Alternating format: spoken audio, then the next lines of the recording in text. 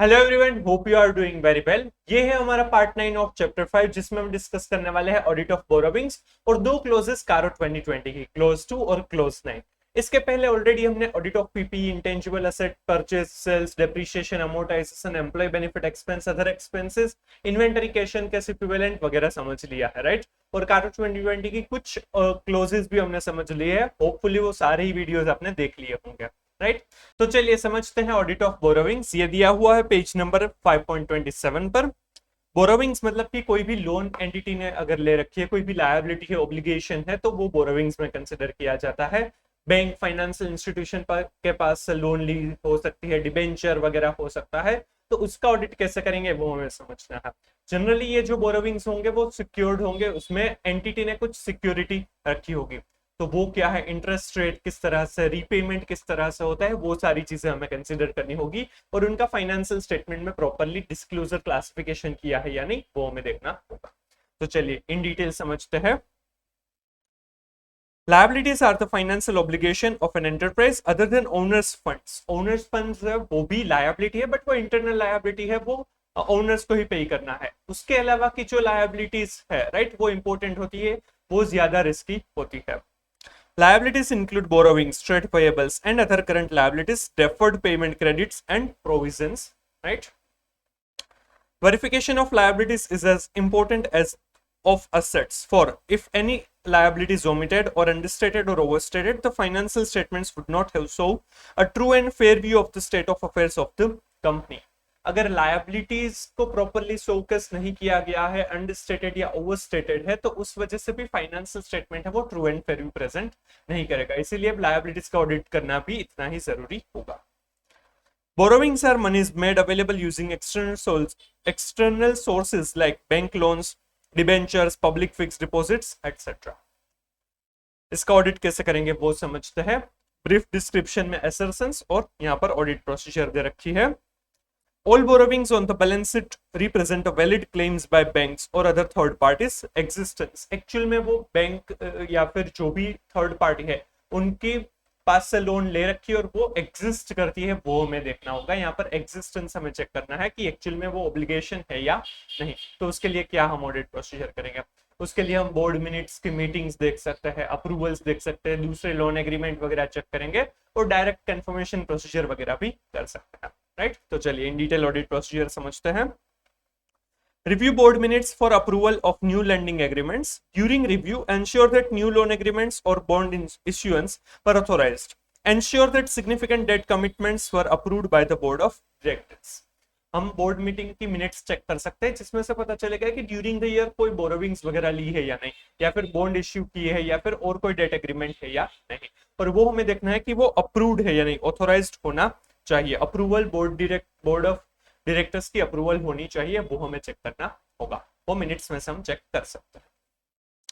Then agree details of loans recorded, interest rate, nature and repayment terms to the loan agreement. Verify that borrowing limits, if any, imposed by agreements are not exceeded. हमें loans की जो भी details है वो सारी चीजें check करनी होगी। इंटरेस्ट रेट है, रीपेमेंट टर्म्स है, सिक्योरिटी वगैरह अगर कुछ भी है तो वो सारी चीजें बराबर है या नहीं, वो हम लोन एग्रीमेंट सैंक्शन लेटर में से चेक कर सकते हैं, राइट। और ये भी देखना है कि अगर कोई भी लोन एग्रीमेंट में ऐसा है कि इससे ज्यादा आप लोन नहीं ले सकते, कोई भी लिमिट अगर उसमें मेंशन की गई है, तो वो लिमिट के अंदर ही लोन है या नहीं, वो हमें चेक करना होगा। टोटल बोरोविंग्स उनका कितना है वो हमें चेक करना होगा।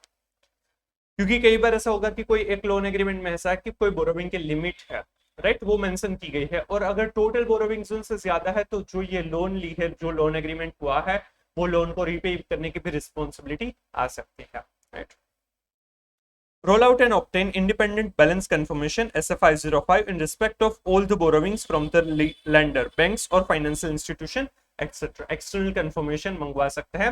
जनरली बैंक या फाइनेंशियल इंस्टीट्यूशन के पास अगर लोन ली गई है तो उसमें तो 100% बैलेंस कंफर्मेशन हम मंगवाएंगे, क्योंकि वो मेजर पार्ट हो जाएगा और उसमें से जो बैलेंस कंफर्मेशन मिलेगा वो ज्यादा रिलायबल ऑडिट एविडेंस बन जाएगा। तो हम जनरली 100% लोन के लिए बैलेंस कंफर्मेशन मंगवाते हैं। Agree details of leases and hire purchase creditors recorded to underlying contracts or agreement. Lease या हायर परचेस का कोई क्रेडिटर है, लायबिलिटी है, तो वो हमें एग्रीमेंट के साथ चेक करना है कि वो बराबर है या नहीं।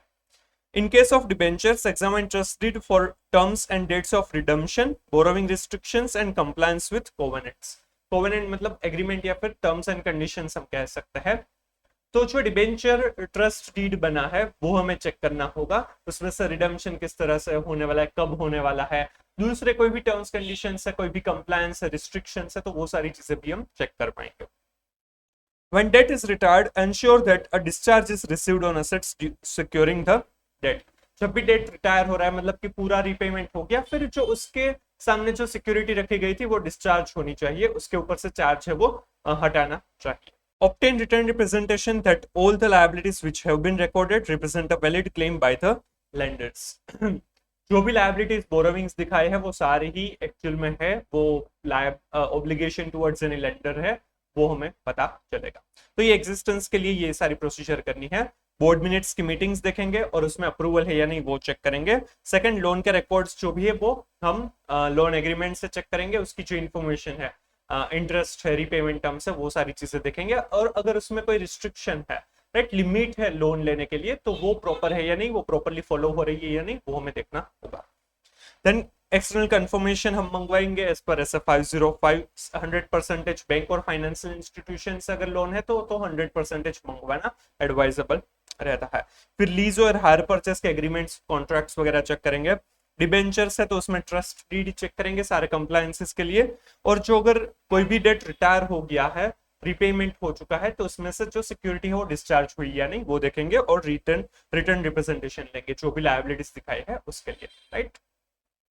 अब हमारा दूसरा असर्शन है that all borrowings have been accounted for in the books of the company on a timely basis, that is completeness. जितने भी borrowings जब रिकॉर्ड होने चाहिए तब वो रिकॉर्ड हो चुके हैं, completeness. Obtain a schedule of short term and long term borrowings including debts outstanding at the end of the previous year as well as any new debt or renewal of debt showing beginning and ending balances and borrowings taken and repaid during the year and perform the following. हमें कितनी loan है वो outstanding previous year में थी at the end of the year, और कितने इस साल रिन्यू की है, पेमेंट किया है, वो सारी चीजें मतलब पूरा रिकंसिलिएशन लेना है। बिगिनिंग ऑफ द ईयर में कितनी लोन थी और at the end of the year कितनी लोन है, तो उसमें वो पूरा लिस्टिंग अगर हमें मिल जाएगा तो हमें जो आगे दी गई है वो प्रोसीजर हम करेंगे। Consider any evidence of additional debt obtained through examination of minutes of the board of directors, significant contracts, confirmation from banks or lenders, support for subsequent cash disbursements when testing payables, etc. तो वो अगर पूरा अगर हमें listing मिल जाएगा तो हम क्या चेक कर सकते हैं कि बोर्ड मिनट्स की मीटिंग्स है या फिर कोई डिसबर्समेंट हुआ है, कोई सिग्निफिकेंट कॉन्ट्रैक्ट कंफर्मेशन, वो चीजें करके हमें पता चलेगा कि सारे के सारे बोरोविंग्स है वो प्रॉपरली रिकॉर्ड कर दिए है या नहीं। Second, trace the closing balances as per the schedules to the general ledger, और क्लोजिंग बैलेंस है वो जनरल लेजर में भी वही है या नहीं वो हम चेक करेंगे। Review subsequent transactions after the end of the reporting period to determine if there are unrecorded liabilities at year end and the transactions are recorded in the correct period. For example, fresh loan taken near the balance sheet date. हमें year and के आसपास खास करके ध्यान में रखना होगा कि इस साल के जो लोन है वो सारी इसी पीरियड में रिकॉर्ड हुई है। कई बार बैलेंस शीट डेट के आसपास अगर कोई लोन वगैरह ली होती है तो हो सकता है कि इस साल की लोन है वो नेक्स्ट ईयर में दिखाई है या फिर नेक्स्ट ईयर की लोन इस साल में दिखाई है, तो ऐसा कुछ नहीं हुआ है वो हमें चेक करना होगा। इसके लिए हम सब्सिक्वेंट पीरियड में भी कोई कैश डिस्बर्समेंट या ऐसा कुछ चीजें अगर पता चली कि लोन दिखाई है तो वो भी हम चेक करेंगे कि वो सब्सिक्वेंट ईयर की ही है, राइट। फिर हम डायरेक्ट कंफर्मेशन प्रोसीजर करेंगे ताकि पता चले कि सारी की सारी लोन दिखाई गई है वो बराबर है, एग्जिस्टेंस है, अमाउंट सही है या नहीं। Roll out and obtain independent balance confirmation in respect of all the borrowings from the lender, banks or financial institution, etc. and perform the following. Ascertain that the confirmation asks for all information likely to be relevant to the test of debt and related interest balances, for example, applicable interest rates, due dates, collateral and security interest. जो भी information के लिए हमें जरूरी लगेगा उन सारी चीजों के लिए हम कंफर्मेशन मंगवा सकते हैं। जनरली ईयर एंड बैलेंसेस के लिए होता है, बट और कोई terms conditions, interest rate, repayment का इंस्टॉलमेंट किस तरह से है, उन सभी के लिए भी हो सकता है। Send reminders for non replies, अगर उनके पास से कोई रिप्लाई नहीं आता है तो हम रिमाइंडर्स भेज सकते हैं। Compare the balances are as per the confirmations obtained to the books of the accounts, ask for reconciliation if there are any differences, and test the supporting documents for the reconciling items on test check basis.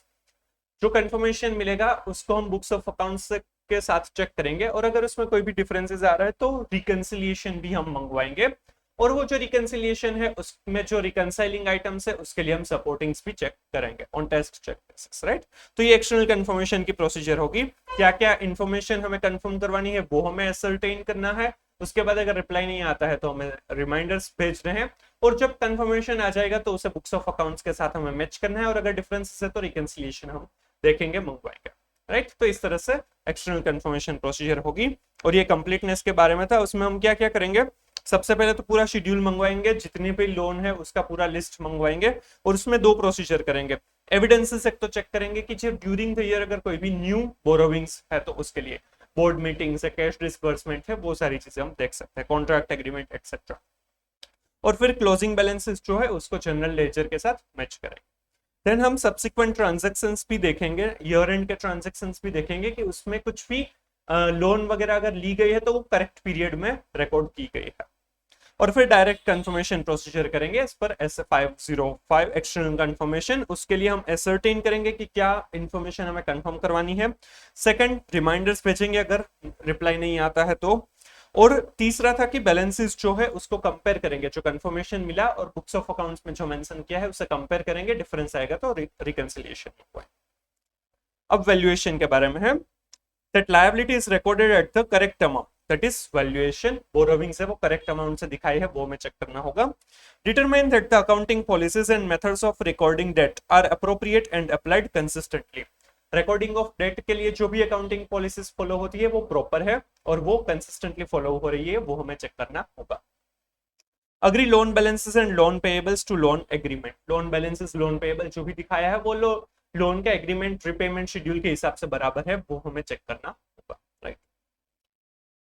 Recompute the interest and discount और premium on redemption if any. हमें interest है उसका रिकम्प्यूटेशन करना है, discount या premium है debenture redemption में तो वो है वो रिकैलकुलेट कर सकते हैं, और वो बराबर डिस्क्लोज रिकॉर्ड वगैरह किया है या नहीं वो हम देखेंगे। Check computation of the amortisation of premium और डिस्काउंट इफ एनी। रिडम्पशन के ऊपर जो प्रीमियम या फिर डिस्काउंट होगा तो उसका अमोर्टाइजेशन बराबर है या नहीं वो हमें चेक करना होगा। For foreign currency loans, check the closing exchange rates used and verify the computation of the restatement of the foreign currency balances outstanding at year end as per AS11। अगर foreign currency में कोई भी loan है तो वो properly restate की है in the Indian currency, Indian rupees as per AS11, वो हमें चेक करना होगा। आगे भी हमने sales, purchase, cash and cash equivalent, right, उसमें भी ये हमने देखा था कि AS11 के हिसाब से रीस्टेटमेंट होना चाहिए। तो वैल्यूएशन में ये काफी कॉमन पॉइंट है, आप सभी जगह पर यूज कर सकते हैं। Read the provisions in loan and debt agreements and perform the following। हमें लोन और डेट एग्रीमेंट है उसको चेक करना होगा और उसकी कंप्लायंस है या नहीं वो हमें चेक करने होंगे। Test that entity is in compliance with loan covenants and other significant provisions of the agreements. हमें ये चेक करना है कि लोन का जो एग्रीमेंट है, कोवेनेंट्स, उसमें जो प्रोविजंस है वो प्रॉपरली कंप्लाई हो रहे हैं, क्योंकि अगर वो कंप्लाई नहीं होंगे तो वो रिपेमेंट करना होगा और लोन को शायद लॉन्ग टर्म से शॉर्ट टर्म में भी दिखाना हो सकता है। If there are any provisions with which the entity is not in compliance, determine whether the debt should be classified as current. If enforcement of the provision has been waived by the lender in case of breach of any covenant by the entity, obtain confirmation of the waiver from the lender। हमें ये देखना होगा कि सारे ही compliance किए हैं या नहीं। अगर कंप्लायंस नहीं किए है तो क्या इस लॉन्ग टर्म डेट को शॉर्ट टर्म में या उनको रिपेमेंट की रिस्पॉन्सिबिलिटी आ जाएगी या नहीं, वो हमें देखना है। नॉन करंट को करंट में क्लासिफाई करना हो सकता है। और अगर वो जो ब्रिज किया है उसको वेव ऑफ किया है जो भी लेंडर है उन्होंने, तो उसके लिए कंफर्मेशन, उनके लिए डॉक्यूमेंट सपोर्टिंग हमें चाहिए होगा। Examine the due dates on loans for proper classification between long term and short term. Long term और शॉर्ट टर्म में क्लासिफिकेशन प्रॉपर हुआ है वो हमें चेक करना होगा। लॉन्ग टर्म लोन मतलब कि जो 12 मंथ्स के बाद पे करने वाले हैं, राइट, मतलब 31 मार्च के 12 महीने के बाद जो पे करने वाले हैं वो long term non current liabilities में आएंगे। और जो विद इन 12 मंथ्स पे करने वाले हैं, पेएबल ऑन डिमांड वगैरह है, वो करंट लायबिलिटीज या शॉर्ट टर्म लायबिलिटीज लोन्स वगैरह में दिखाया जाएगा।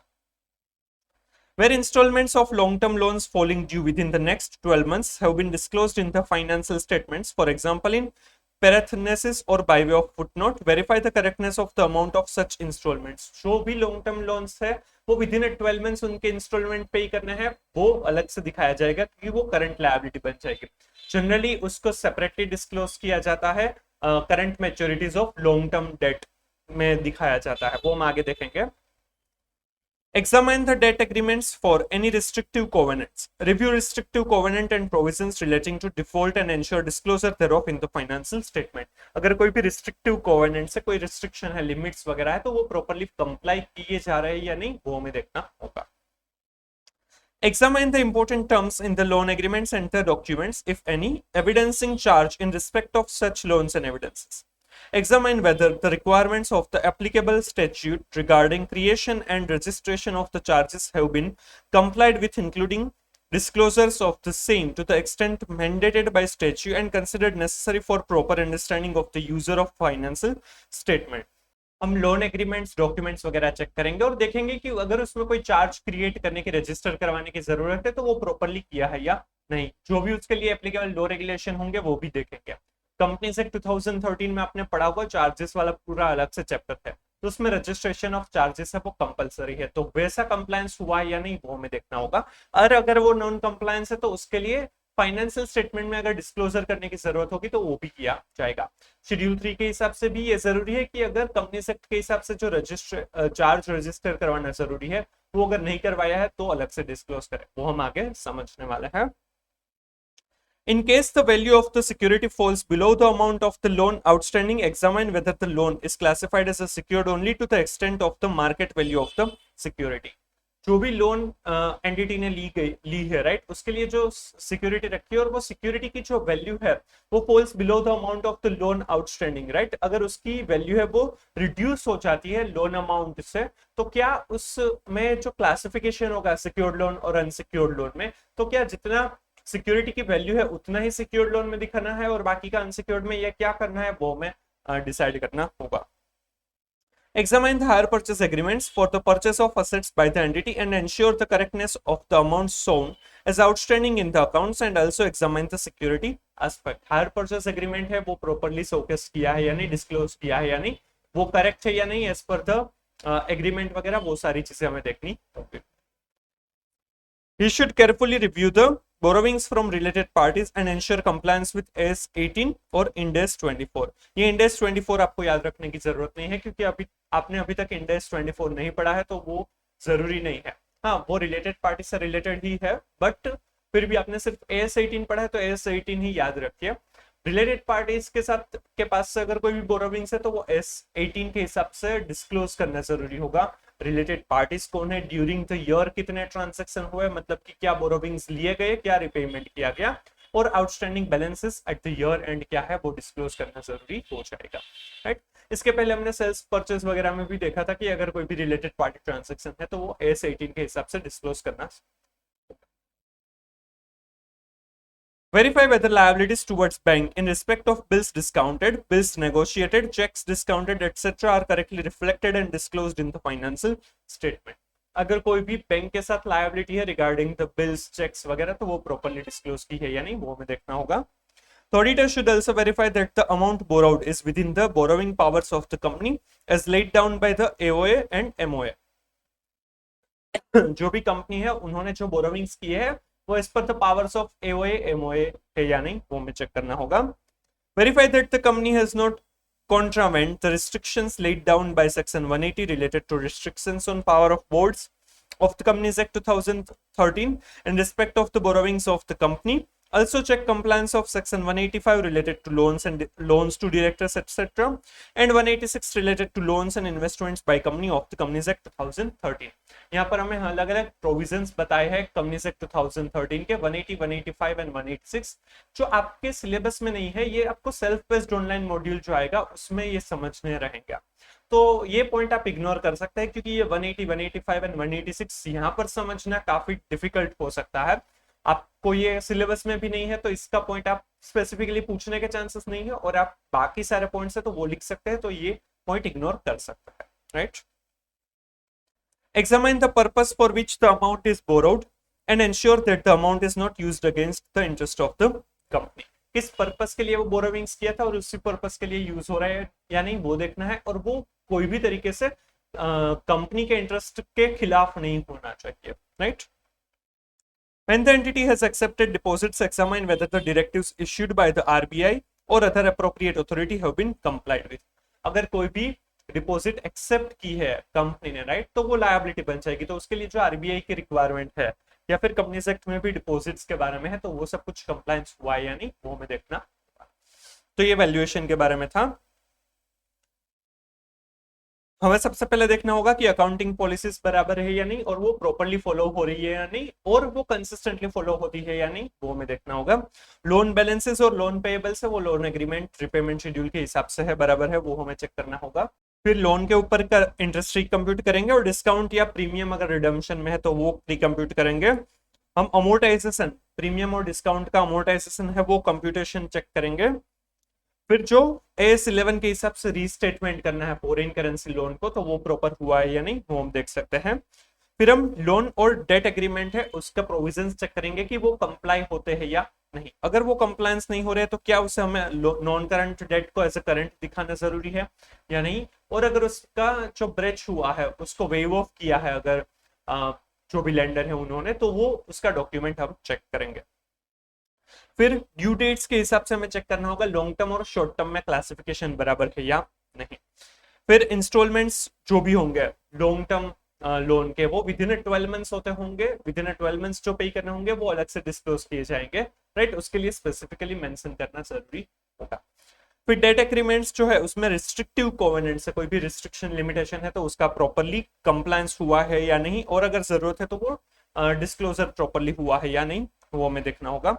टर्म्स, इंपॉर्टेंट टर्म्स है regarding the registration of the charge etcetera, तो वो फॉलो होते हैं या नहीं वो हमें देखना होगा, और अगर उसमें का कंप्लायंस नहीं हो रहा है तो वो प्रॉपरली फाइनेंशियल स्टेटमेंट में डिस्क्लोज की है या नहीं वो हमें देखना होगा। फिर जो वैल्यू ऑफ सिक्योरिटी है, राइट, वो अगर लोन अमाउंट से कम हो जाती है, रिड्यूस हो जाती है, तो क्या सिक्योर्ड और अनसिक्योर्ड में क्लासिफिकेशन जितनी सिक्योरिटी की वैल्यू है उतना ही करना है या नहीं वो हमें डिसाइड करना होगा। हायर परचेस एग्रीमेंट बराबर उसका कंप्लायंस वगैरह वो सारी चीजें है या नहीं वो देखना होगा। AS18 रिलेटेड पार्टीज के हिसाब से प्रॉपरली डिस्क्लोजर है या नहीं वो हमें देखना होगा। लायबिलिटीज जो बैंक के ऊपर, बैंक टूवर्ड्स बैंक है, राइट, बिल्स, डिस्काउंटेड चेक्स वगैरह, तो वो प्रॉपरली डिस्क्लोजर, प्रॉपरली कंप्लायंस है या नहीं वो हमें देखना होगा। जो भी बोरोविंग किया है वो MOA और AOA के हिसाब से बराबर है, उसी के पावर के अंदर किया गया है। फिर ये कंपनीज एक्ट के कुछ सेक्शन है उनका कंप्लायंस हुआ है या नहीं वो यहाँ पर दिया है। अब उसके लिए ऐसा लिख सकते हैं कि provisions of companies act 2013 are complied और नॉट, ये हम वेरीफाई कर सकते हैं। स्पेसिफिकली ये सेक्शन नंबर याद रखना जरूरी नहीं है। फिर पर्पस के लिए, जो भी पर्पस के लिए ये बोरोविंग्स लिए थे उसी पर्पस के लिए यूज हुए या नहीं वो हमें देखना होगा, और वो जो भी पर्पस के लिए यूज हो वो कंपनी के अगेंस्ट में नहीं होने चाहिए। एंड जो भी डिपॉजिट एक्सेप्ट की है अगर कंपनी ने, तो वो आरबीआई कंपनीज एक्ट 2013 के कंप्लायंस में है या नहीं वो हमें देखना होगा। अब डिस्क्लोजर्स के बारे में है, उसमें लॉन्ग टर्म बोरोविंग्स और शॉर्ट टर्म बोरोविंग्स में सेपरेटली क्लासिफाई किया जाएगा। लॉन्ग टर्म बोरोविंग्स में, long term borrowings shall be classified as bonds or debentures, term loans from banks and from other parties, deferred payment liabilities, deposits, loans and advances from related parties, long term maturities of finance lease obligation, other loans and advances, specify the nature। ये सारे classification रहेंगे। borrowings shall further be subclassified as secured and unsecured, nature of security shall be specified separately in each case। Secured unsecured में अलग से classify किया जाएगा, और जो सिक्योरिटी है उसका नेचर भी बताना होगा। Whether loans have been guaranteed by directors or others, the aggregate amount of such loans under each head shall be disclosed। अगर कोई भी लोन है वो डायरेक्टर ने गारंटी दी है या फिर और कोई ने गारंटी दी है तो वो सेपरेटली डिस्क्लोज किया जाएगा। Bonds or debentures, along with the rate of interest and particulars of redemption or conversion as the case may be, shall be stated in descending order of maturity or conversion, starting from the farthest redemption or converting date as the case may be। Where bonds or debentures are redeemable by installment, the date of maturity for this purpose must be reckoned as the date on which the first installment become due। जो भी debentures है वो redeem होने वाला है या फिर convert होने वाला है, तो वो प्रॉपरली डिस्क्लोज करना है, कब से वो कब से वो रिडीम होने वाला है या फिर कन्वर्ट होने वाला है, वो पूरा ही क्लासिफिकेशन देना जरूरी हो जाएगा। Particulars of any redeemed bonds or debentures which the company has power to reissue shall be disclosed. अगर कोई भी जो redeemed bonds है debentures है वो फिर से reissue कर सकते हैं तो वो भी disclose करना होगा। Terms of repayment of term loans and other loans shall be stated. किस तरह से repayment करने वाले, repayment कब तक होने वाला है, installment amount क्या है, वो सारी चीजें भी मेंशन करनी जरूरी है टर्म लोन्स के लिए। और अदर लोन्स भी अगर है जिसमें repayment terms है तो वो भी दिखाया जाएगा। Period and amount of continuing default as on the balance sheet date in repayment of loans and interest shall be specified separately in each case. अगर कोई भी पीरियड में लोन या फिर उसका जो इंटरेस्ट अमाउंट है वो रीपेमेंट में अगर डिफॉल्ट किया है, right, period and amount of continuing default, यहाँ पर ये चीज ध्यान में रखनी है, कंटिन्यूइंग डिफॉल्ट में अगर है as on the balance sheet date, right, तो वो स्पेसिफिकली मेंशन करना होगा, राइट, कि लोन्स एंड इंटरेस्ट की अमाउंट क्या है, कंटिन्यूइंग डिफॉल्ट। ऐसे ही सिमिलर डिस्क्लोजर है, वो सिमिलर रिपोर्टिंग है, वो कारो 2020 में भी आएगा, राइट, तब हम फिर से देखेंगे। Other long-term liabilities shall be classified as trade payables and others. Short-term borrowings shall be classified as loans repayable on demand from banks and from other parties. Loans and advances from related parties, deposits and other loans and advances specify the nature, right, इस तरह से classification होगा।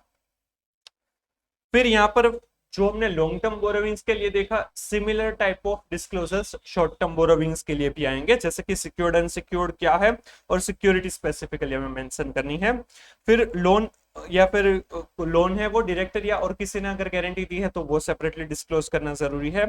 Period and amount of default as on the balance sheet date, वो separately disclose करना जरूरी है। ये fifth point अलग है। Current maturities of long term borrowings shall be disclosed separately. Long term borrowings की करंट मैच्योरिटी मतलब विद इन 12 मंथ्स जो भी पेएबल है वो सेपरेटली शॉर्ट टर्म बोरोविंग्स में दिखाया जाएगा। Where the company has not used the borrowings from banks and financial institution for the specific purpose for which it was taken at the balance sheet date, the company shall disclose the details of where they have been used. जो भी purpose के लिए company ने borrowings किया है वो उस purpose के लिए अगर वो यूटिलाइज नहीं हुआ है तो वो किस पर्पस के लिए यूटिलाइज किया गया है वो सेपरेटली डिस्क्लोज करना जरूरी होगा, राइट। तो ये सारे डिस्क्लोजर्स है। लॉन्ग टर्म और शॉर्ट टर्म में क्लासिफिकेशन किया जाएगा। लॉन्ग टर्म बोरोविंग्स है उसमें क्लासिफिकेशन है, उसमें बॉन्ड एंड डिबेंचर है, टर्म लोन्स है फ्रॉम बैंक्स और from other parties, deferred payment liabilities, deposits, loans and advances from related parties, ये दोनों शॉर्ट टर्म बोरोविंग्स में भी ये क्लासिफिकेशन आएगा। फिर long term maturities of finance lease और other loans and advances specify the nature, ये तीनों जो है, राइट, ये तीनों शॉर्ट टर्म बोरोविंग में भी क्लासिफिकेशन करने वाले हैं। फिर बोरोविंग से वो सिक्योर्ड और अनसिक्योर्ड में क्लासिफाई किया जाएगा, और सिक्योर्ड है तो नेचर ऑफ सिक्योरिटी मेंशन की होगी, ये भी शॉर्ट टर्म बोरोविंग में ये भी दिखाना जरूरी हो जाएगा। फिर लोन्स वगैरह है वो डायरेक्टर्स या फिर अदर्स ने अगर गारंटी दी है तो वो सेपरेटली डिस्क्लोज किया जाएगा, शॉर्ट टर्म बोरोविंग्स में भी ये किया जाएगा। फिर डिबेंचर या फिर बॉन्ड है वो रिडीम करने वाले हैं, रिडीम कर सकते हैं या फिर कन्वर्ट करने वाला है तो वो कब से क्या, वो सारी चीजें डिस्क्लोज की जाएगी। फिर रिडीम्ड बॉन्ड या डिबेंचर री इश्यू कर सकते हैं तो वो मेंशन किया जाएगा। Terms of repayment of term loans और अदर लोन्स किस तरह से वो स्पेसिफिकली मेंशन किया जाएगा। ये तीनों चीजें जो है, राइट, ये तीनों शॉर्ट टर्म बोरोविंग्स में नहीं आएगी। फिर period of amount of continuing default है तो वो स्पेसिफिकली मेंशन करना है। इंटरेस्ट और लोन प्रिंसिपल अमाउंट जो पे नहीं कर रहे, कंटिन्यूइंग डिफॉल्ट है as on the balance sheet date, तो वो भी सेपरेटली डिस्क्लोज किया जाएगा, ये भी शॉर्ट टर्म बोरोविंग में आएगा। फिर अदर लॉन्ग टर्म लायबिलिटीज में ट्रेड पेएबल्स और अदर्स होगा। शॉर्ट टर्म बोरोविंग में क्लासिफिकेशन होगा loans repayable on demand from banks and from other parties, बाकी तीनों लॉन्ग टर्म में थे वही है। फिर सिक्योर्ड एंड सिक्योर्ड का क्लासिफिकेशन, गारंटी डायरेक्टर्स या अदर्स ने दी है तो वो सेपरेटली डिस्क्लोज किया जाएगा, और डिफॉल्ट अगर है तो वो डिस्क्लोज किया जाएगा। और current मैच्योरिटीज on long term borrowings shall be disclosed separately, और अगर जिस पर्पस के लिए बोरोविंग्स दी है उस पर्पस के लिए यूज नहीं किए गए हैं तो वो भी सेपरेटली डिस्क्लोज किया जाएगा, और वो किस पर्पस के लिए यूज किए वो भी बताना जरूरी होगा। अब एडिशनल डिस्क्लोजर्स कुछ दिए हैं, ये इंपॉर्टेंट है। Where the company has borrowings from banks or financial institutions on the basis of security of current assets, it shall disclose the following. अगर कंपनी ने बैंक या फाइनेंशियल इंस्टीट्यूशन के पास से बोरोविंग ली है और उसके सामने जो सिक्योरिटी है वो क्या है, करंट एसेट्स। करंट एसेट्स के सामने अगर कोई लोन बोरोविंग वगैरह किया है बैंक या फाइनेंशियल इंस्टीट्यूशन के पास से, तो नीचे जो दो पॉइंट्स दिए गए हैं वो डिस्क्लोज करने होंगे। करंट एसेट्स के सामने लोन है मतलब कि वो वर्किंग कैपिटल लोन होगी, डे टू डे ऑपरेशंस में जो लोन चाहिए वो होगी, वो शॉर्ट टर्म बोरोविंग्स रहता है। तो उसके लिए नीचे दिए गए पॉइंट्स हमें डिस्क्लोज करने होंगे। वेदर क्वार्टरली रिटर्न्स और statement of current assets filed by the company with banks और financial institutions are in agreement with the books of account. Generally bank या फाइनेंशियल इंस्टीट्यूशन के पास से जब भी करंट एसेट्स के सामने लोन लेते हैं मतलब कि वर्किंग कैपिटल लोन जिसमें कैश क्रेडिट वगैरह आता है, तो अगर ऐसी कोई लोन ली है तो उसमें बैंक या फाइनेंशियल इंस्टीट्यूशन को क्वार्टरली रिटर्न या स्टेटमेंट सबमिट करने होते हैं कि करंट एसेट्स की पोजीशन क्या है, क्योंकि करंट एसेट है वो फ्रीक्वेंटली चेंज होती रहती है। टर्म लोन वगैरह है तो वो कोई फिक्स्ड सिक्योरिटी के सामने होगी, उसकी वैल्यू एवरी डे या एवरी मंथ चेंज नहीं होती है, बट करंट एसेट्स की value every day every month change होती है। इसीलिए एवरी मंथ या फिर क्वार्टरली, एवरी मंथ भी जनरली फाइनेंशियल इंस्टीट्यूशन या बैंक को सबमिट करने होते हैं रिटर्न स्टेटमेंट्स, बट जनरली ये फाइनेंशियल स्टेटमेंट में जो डिस्क्लोजर की बात है वो क्वार्टरली रिटर्न और स्टेटमेंट के लिए है। क्वार्टरली 3 महीने से पुराना स्टेटमेंट के बेसिस पर तो लोन नहीं दी जाती है। यहाँ पर क्या होता है कि ये जो स्टेटमेंट या रिटर्न्स फाइल किए जाते हैं बैंक या फाइनेंशियल इंस्टीट्यूशन को, तो वो बैंक या फाइनेंशियल इंस्टीट्यूशन है वो ड्रॉइंग पावर कैलकुलेट करते हैं कि कितना विड्रॉ कर सकता है ये एंटिटी है वो, और वो ड्रॉइंग पावर के अंदर ही वो लोन होनी चाहिए। वो ड्रॉइंग पावर क्या है, किस तरह से कैलकुलेट होता है, वो हम बैंक ऑडिट चैप्टर 10 के अंदर समझने वाले हैं। तो यहाँ वहां पर भी हम ये रेफरेंस लेंगे। यहाँ पर हम कंपनी के पॉइंट ऑफ व्यू से सोच रहे हैं, वहां पर हम बैंक के पॉइंट ऑफ व्यू से सोचेंगे। तो यहाँ पर कंपनी के ऑडिटर है तो हमें वो देखना है कि अगर क्वार्टरली स्टेटमेंट कंपनी ने सबमिट किए हैं तो क्या वो रिटर्न या स्टेटमेंट होता है उसमें भी करंट एसेट्स की पोजीशन ही दिखानी है जो financial statement books of accounts में है वही, तो वो बुक्स ऑफ अकाउंट्स के साथ मैच होता है या नहीं, रिटर्न में जो दिया है और बुक्स ऑफ अकाउंट्स है वो बराबर है या नहीं, वो मैच हो रही है या नहीं, वो हमें देखना होगा। यहाँ पर भी मैनेजमेंट की भी रिस्पॉन्सिबिलिटी यही है कि उनको डिस्क्लोज करना है कि वो जो रिटर्न या स्टेटमेंट है वो बुक्स ऑफ अकाउंट से मैच होता है या नहीं, क्योंकि क्वार्टरली स्टेटमेंट है मतलब कि क्या होगा कि जून के लिए सबमिट किया होगा, फिर सितंबर के लिए सबमिट किया होगा, फिर दिसंबर के लिए और फिर मार्च के लिए। तो ड्यूरिंग द ईयर स्टेटमेंट्स कई बार सबमिट कर दिए पर बाद में बुक्स ऑफ अकाउंट्स में कुछ चेंज कर दिया, तो क्या वो मैच होते हैं या नहीं वो हमें देखना होगा और मैनेजमेंट को यहाँ पर डिस्क्लोज करना होगा। If not, summary of reconciliation and reasons of material discrepancies, if any, to be adequately disclosed. अगर वो मैच नहीं हो रहे तो उनका रिकंसिलिएशन देना है, रीजंस वगैरह डिस्क्लोज करने होंगे, राइट। तो अगर करंट एसेट्स के सामने कोई भी लोन वगैरह ली है बैंक या फाइनेंशियल इंस्टीट्यूशन के पास से, तो अगर कंपनी क्वार्टरली रिटर्न स्टेटमेंट्स अगर ऐसा सबमिट करती है तो क्या वो बुक्स ऑफ अकाउंट के साथ मैच होते हैं या नहीं, और अगर वो नहीं होते हो तो उसका रिकंसिलिएशन और रीजंस बताने जरूरी होंगे। ये मैनेजमेंट की रिस्पॉन्सिबिलिटी है। willful defaulter, where a company is declared as a willful defaulter by any bank or financial institution or other lender, following details shall be given. willful defaulter अगर company है वो declare होती है by bank या financial institution, तो उसके लिए हमें यहाँ पर ये डिस्क्लोजर देना होगा। Date of declaration as a willful defaulter, details of defaults, amount and nature of defaults, कब डिक्लेयर हुए एज अ willful defaulter, और details of default, nature and amount of default बताना होगा। willful defaulter here means a person or an issuer who or which is categorized as a willful defaulter by any bank or financial institution as defined under the act or consortium thereof in accordance with the guidelines or willful defaulter issued by the RBI। RBI ने किसको willful defaulter बताना उसके लिए guidelines दी है, तो उसके हिसाब से जो भी willful defaulter है वो माना जाएगा। कंसोर्टियम मतलब कि मोर देन वन बैंक है वो कलेक्टिवली लोन देते हैं किसी भी पर्सन को, तो उसे कंसोर्टियम कहते हैं, वो इन डिटेल बैंक ऑडिट में हम समझेंगे। तो ये willful defaulter के बारे में डिस्क्लोजर था, राइट। फिर रजिस्ट्रेशन ऑफ चार्जेस और satisfaction with registrar of company, where any charges or satisfaction yet to be registered with the registrar of companies beyond the statutory period, details and reasons thereof shall be disclosed। जो भी charges को register करवाना है या फिर satisfaction जो भी disclose करना, रिपोर्ट करना जरूरी है आरओसी को, वो स्टेचुटरी पीरियड में नहीं किया है तो यहाँ पर डिस्क्लोज करना जरूरी होगा। नॉन कंप्लायंस है तो यहाँ पर मैनेजमेंट की रिस्पॉन्सिबिलिटी होगी कि फाइनेंशियल स्टेटमेंट में वो डिस्क्लोज करे, राइट। तो ये सबसे पहले था कि करंट एसेट्स के सामने लोन ली गई है तो उसमें क्वार्टरली स्टेटमेंट रिटर्न्स फाइल की है या नहीं, उसके बारे में था। उसमें बुक्स ऑफ अकाउंट से वो मैच होते हैं या नहीं, अगर नहीं होते तो उसका रिकंसिलिएशन रीजंस देना होंगे। सेकंड, विलफुल डिफॉल्टर अगर कंपनी डिक्लेयर हुई है तो वो कब डेट और वो nature and amount of default disclose किया जाएगा। ये दोनों चीजें कारो 2020 में भी आएगी। और रजिस्ट्रेशन ऑफ चार्जेस और सेटिस्फेक्शन है वो आरओसी को टाइमली पीरियड में डिस्क्लोज रिपोर्ट वगैरह किया है या नहीं, उसके बारे में है। अगर नहीं किया है तो वो क्यों नहीं किया है उसकी डिटेल्स रीजंस डिस्क्लोज करने होंगे, मैनेजमेंट की रिस्पॉन्सिबिलिटी बन जाएगी, राइट। फिर फोर्थ इंपॉर्टेंट एडिशनल डिस्क्लोजर है utilisation of borrowed funds and share premium, where a company has advanced or loaned or invested funds, either borrowed funds or share premium or any other sources or kind of funds to any other person or persons or entity or entities including foreign entities intermediaries with the understanding whether recorded in writing or otherwise that the intermediary shall directly or indirectly lend or invest in other persons or entities identified in any manner whatsoever by or on behalf of the company, ultimate beneficiaries, or provide any guarantee, security, or the like to or on behalf of the ultimate beneficiaries, the company shall disclose the following. थोड़ा सा ये difficult है।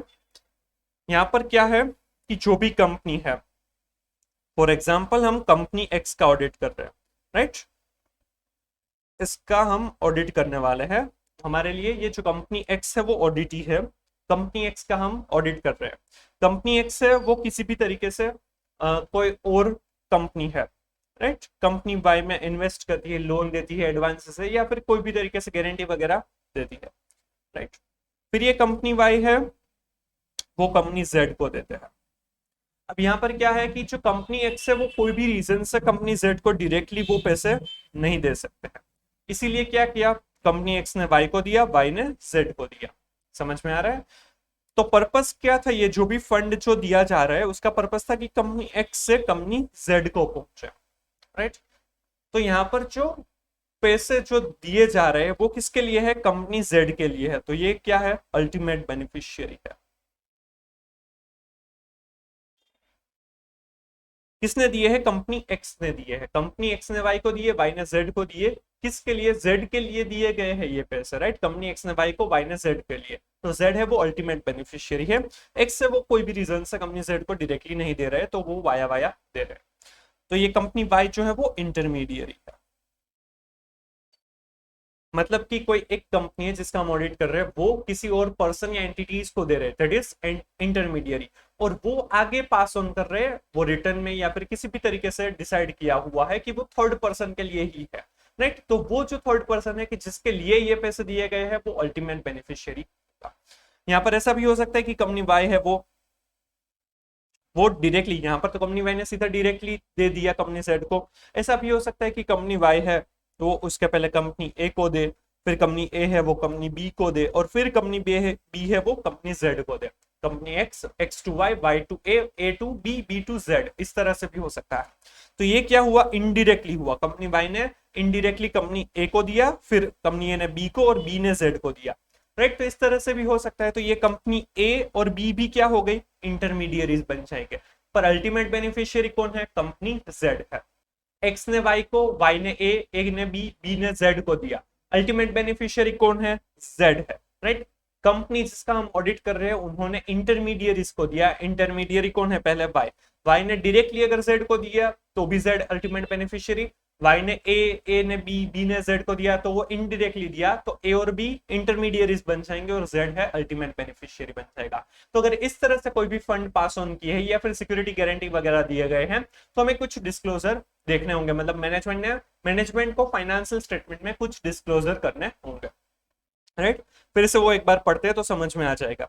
When a company has advanced or loaned or invested funds, either borrowed funds or share premium or any other source or kind of funds, कोई भी तरीके से fund मिले हैं वो किसी ना किसी तरीके से एडवांस दिए है, लोन दी है या इन्वेस्ट किए हैं to any other person or persons or entities including foreign entities, that is intermediaries, वो किसी और पर्सन या एंटिटी को दिए गए हैं तो वो क्या होगा, intermediaries, with the understanding whether recorded in writing or otherwise that the intermediary shall, फिर अंडरस्टैंडिंग क्या है कि वो इंटरमीडियरी है, वो क्या करेगा आगे डायरेक्टली मतलब कि y ने अगर z को सीधा दिया तो वो डायरेक्टली, और इनडायरेक्टली मतलब y ने a ने b ने z को दिया तो वो indirectly lend or invest or other lend or invest in other persons or entities identified in any manner whatsoever by or on behalf of the company के behalf पर वो किसी और को दे रहे हैं, तो वो जो जिसको दे रहे हैं, जिसको मिल रहा है, वो क्या है, अल्टीमेट बेनिफिशियरी, या फिर provide any guarantee or security or like to on behalf of the ultimate beneficiary, या फिर अल्टीमेट बेनिफिशियरी के बेसिस बिहाफ पर गारंटी या सिक्योरिटी दे रहे हैं, राइट। तो कंपनी एक्स का हम ऑडिट कर रहे हैं, तो जो वाई ए और बी है वो हमारे लिए इंटरमीडियरीज है, और कंपनी जेड है वो अल्टीमेट बेनिफिशियरीज होगी। तो उस केस में द कंपनी मतलब कि कंपनी एक्स को क्या डिस्क्लोज करना है, shell disclose the following date and amount of fund advanced or loaned or invested in intermediaries with complete details of each intermediary। जितनी भी इंटरमीडियरीज को पैसे दिए तो date and amount of fund जो भी दिए वो, और सारी ही डिटेल्स इंटरमीडियरी की देनी होगी। Date and amount of fund further advanced or loaned or invested by such intermediaries to other intermediaries or ultimate beneficiaries along with complete details of the ultimate beneficiaries। जो भी इंटरमीडियरीज है उन सभी की तो डिटेल्स देनी है, और साथ में जो अल्टीमेट बेनिफिशियरीज है उनकी भी डिटेल्स, और उनको डेट और amount of fund advance loan वगैरह कब किया वो देना होगा। Date and amount of guarantee security or the like provided to or on behalf of the ultimate beneficiary, और अगर कोई गारंटी या सिक्योरिटी दी है अल्टीमेट बेनिफिशियरी के बिहाफ पर तो उसका डेट और अमाउंट लिखा जाएगा। Declaration that relevant provisions of the Foreign Exchange Management Act 1999 and the Companies Act has been complied with such transactions and the transactions are not violative of the Prevention of Money Laundering Act 2000। Right, तो ये चार चीजें disclose करनी होगी जब भी जिस company का हम ऑडिट कर रहे हैं उन्होंने इंटरमीडियरीज को दिया और इंटरमीडियरीज ने अल्टीमेट बेनिफिशियरीज को दिया, तब क्या क्या चीज हम डिस्क्लोज, क्या क्या चीजें फाइनेंशियल स्टेटमेंट में डिस्क्लोज होनी चाहिए। Date and amount of fund advanced loan invested etc with complete information of intermediaries, और date and amount of fund loan invested वगैरह टू अल्टीमेट बेनिफिशियरीज, और अल्टीमेट बेनिफिशियरीज की भी सारी डिटेल्स देनी होगी, और गारंटी सिक्योरिटी अगर दी है तो उसका भी डेट अमाउंट मेंशन करना होगा, और फेमा और कंपनीज एक्ट 2013 और कोई भी वायोलेशन नहीं है पीएमएल मतलब कि prevention of money laundering act, वो देखना, वो सारी चीजें डिस्क्लोज करनी होगी, और ये डिक्लेरेशन मतलब कि देना होगा, राइट। तो ये चार डिस्क्लोजर आएंगे। क्लियर, थोड़ा सा डिफिकल्ट है, फिर से पढ़ेंगे तो समझ में आ जाएगा। अगर आपको फिर भी नहीं समझ में आता तो आप कमेंट कर सकते हैं, मैं आपको रिप्लाई जरूर करूंगा। वैसा ही अलग से डिस्क्लोजर होगा where a company has received any fund from any persons or entities including foreign entities or funding party with the understanding whether recorded in writing or otherwise that the company shall directly or indirectly lend or invest other persons or entities identified in any manner whatsoever by or on behalf of the funding party, ultimate beneficiaries, or provide any guarantee, security or the like on behalf of the ultimate beneficiaries, the company shall disclose the following। यहाँ पर क्या है कि हम जो audit कर रहे हैं वो कंपनी एक्स का नहीं करते हैं। अब फॉर एग्जांपल हम अगर कंपनी वाई का ऑडिट कर रहे हैं तो कंपनी वाई को क्या है, किसी और के पास से मिला है फंड, मतलब कि कंपनी एक्स के पास से मिला है, तो ये कंपनी एक्स हमारे लिए क्या हो जाएगी, फंडिंग पार्टी हो जाएगी। फंड कहां से मिल रहा है, कंपनी एक्स के पास से, एक्स वाई को दे रहा है, वाई का हम ऑडिट कर रहे हैं, राइट। वाई फिर ए या बी को दे रहे हैं और फिर जेड को दे रहे हैं, या फिर वाई सीधा ही जेड को दे रहे हैं, कोई भी केस हो, राइट। कंपनी वाई का हम ऑडिट कर रहे हैं और कंपनी एक्स के पास से कंपनी वाई को फंड मिले हैं और वो जेड को सीधा देने वाले हैं या फिर ए बी और जेड को देने वाले हैं, राइट। तो यहाँ पर फंडिंग पार्टी के बारे में, अल्टीमेट बेनिफिशियरीज के बारे में, और अगर कोई इंटरमीडियरीज है तो उनके बारे में डिस्क्लोजर करना होगा।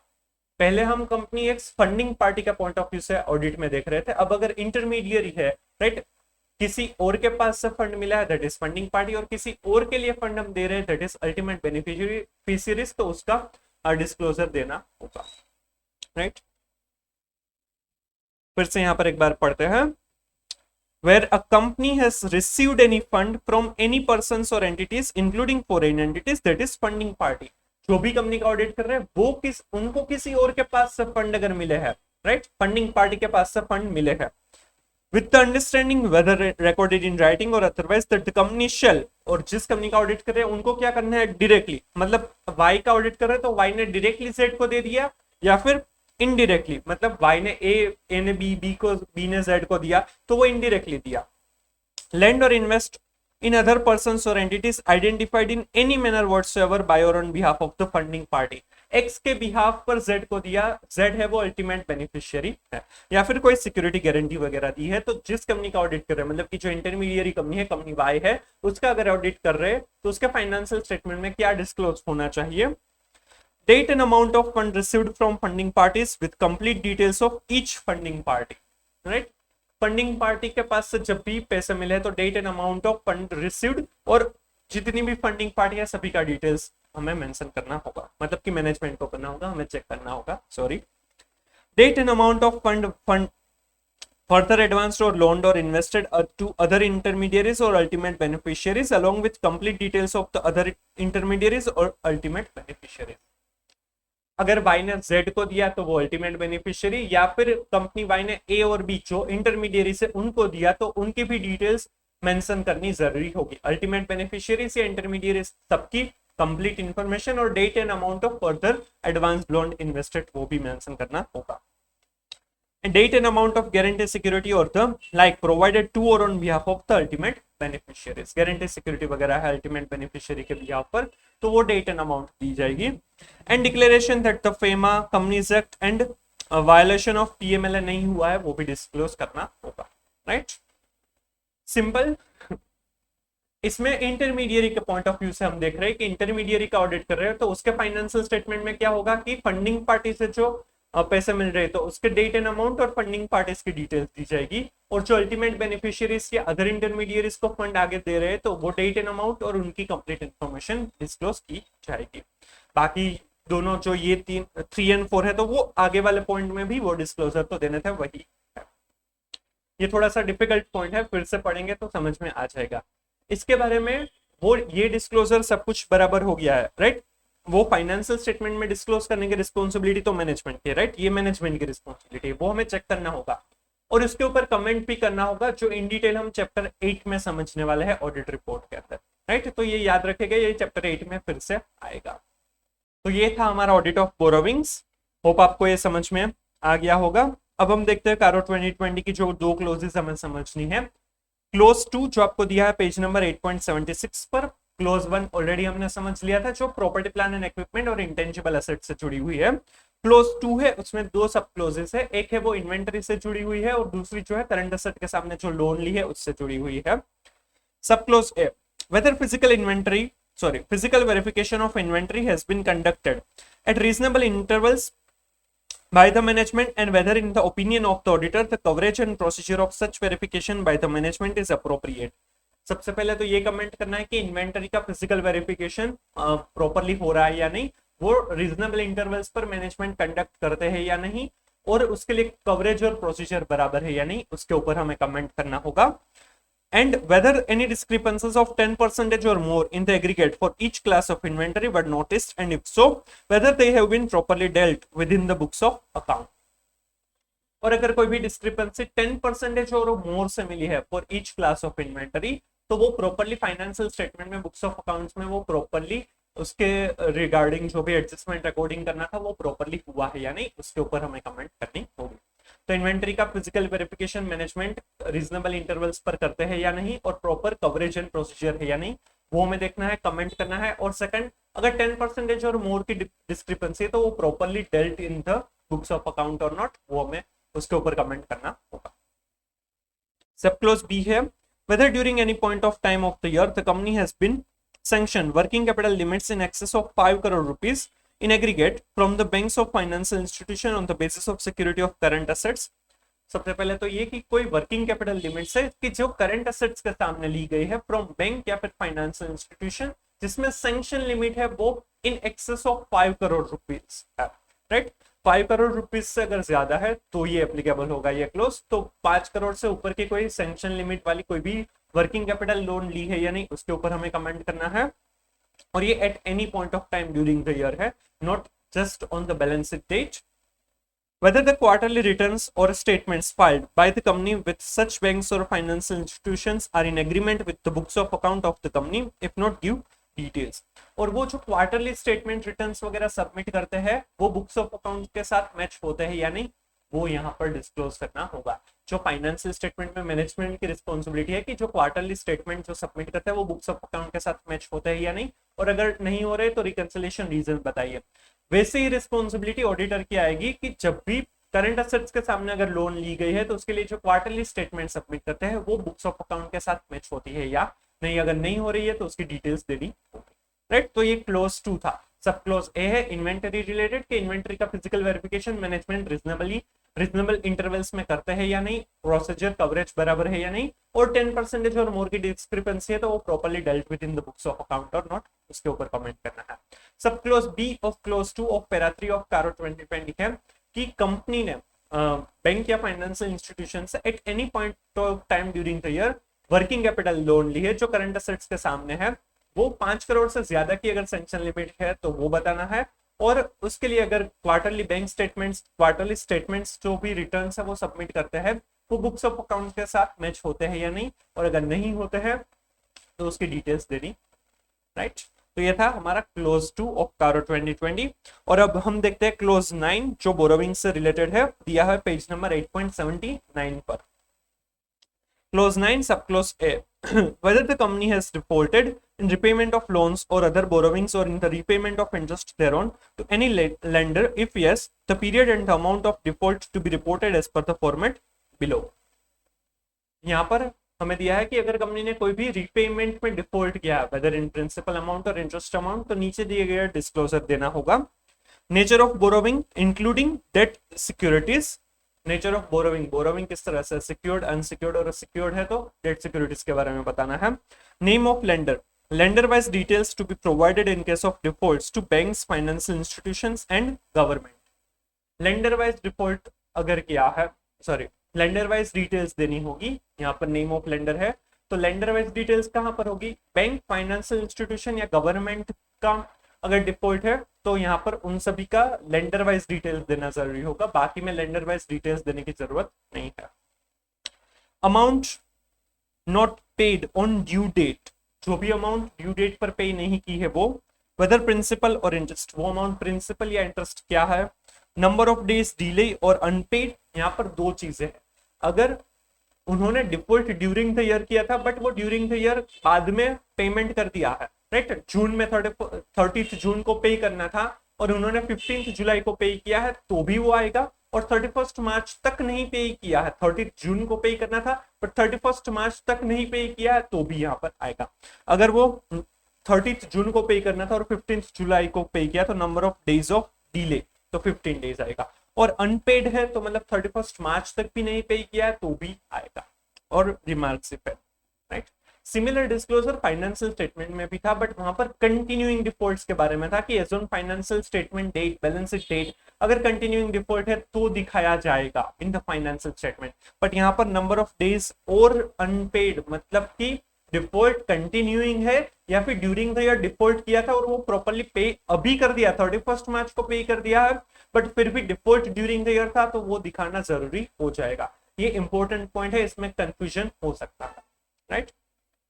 तो अगर प्रिंसिपल या इंटरेस्ट पेमेंट में डिफॉल्ट किया है कंपनी ने तो ये डिस्क्लोजर देना होगा, मतलब कि रिपोर्टिंग करना होगा, जिसमें nature of borrowing including debt securities, name of lender, bank, financial institution और गवर्नमेंट वाइज डिस्क्लोजर देना है, राइट, लेंडर वाइज डिस्क्लोजर देना है, राइट, बाकी सब में चलेगा। Amount not paid on due date, कितनी अमाउंट ड्यू डेट को पे नहीं की है, प्रिंसिपल या इंटरेस्ट क्या है, और number of delay, days of delay और unpaid, and remarks if any, वो दिखाना जरूरी हो जाएगा, राइट।